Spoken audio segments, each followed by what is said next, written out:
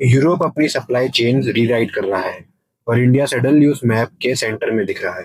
सवाल ये नहीं यूरोपियन यूनियन और इंडिया की डील साइन होगी या नहीं। सवाल ये है, क्या ये डील नेक्स्ट डेकेड के मैन्युफैक्चरिंग विनर्स डिसाइड कर। इस डील को मदर ऑफ डील्स इसलिए नहीं बोला जा रहा क्योंकि ये सबसे बड़ी ट्रेड डील है।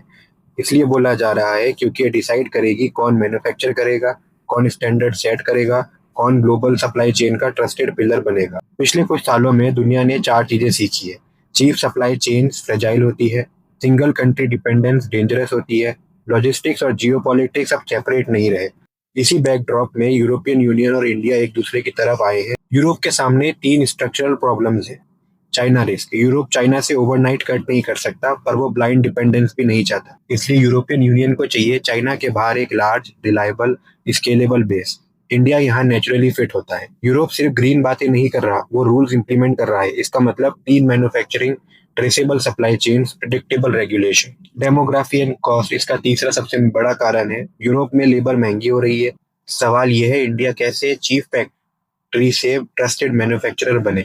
यूरोपियन यूनियन के मार्केट का मतलब stable demand, better margin, technology exposure और ग्लोबल क्रेडिबिलिटी है। यहीं पे लोग गलत सोच लेते हैं। ये डील सिर्फ ड्यूटी कम करने के लिए नहीं है।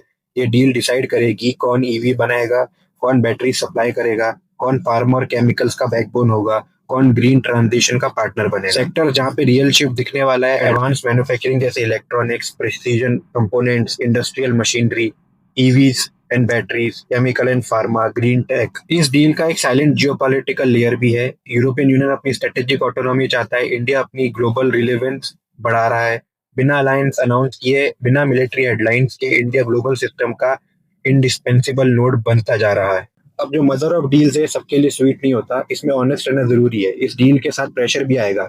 एमएसएमसीज को अपग्रेड करना पड़ेगा, कंप्लायंस कॉस्ट बढ़ेगी। अगर एग्जीक्यूशन सही रही तो हाई प्रोबेबिलिटी पाथ ये हो सकता है, पहले सेलेक्टिव सेक्टर इंटीग्रेट होंगे, फिर EU firms India based supply chain block करेगी, फिर इंडिया ग्रेजुअली चाइना के बाहर यूरोपियन यूनियन का प्राइमरी मैन्युफैक्चरर पार्टनर बन सकता है। ये ओवरनाइट नहीं होगा, पर वंस स्टार्टेड ये रिवर्स भी नहीं होगा।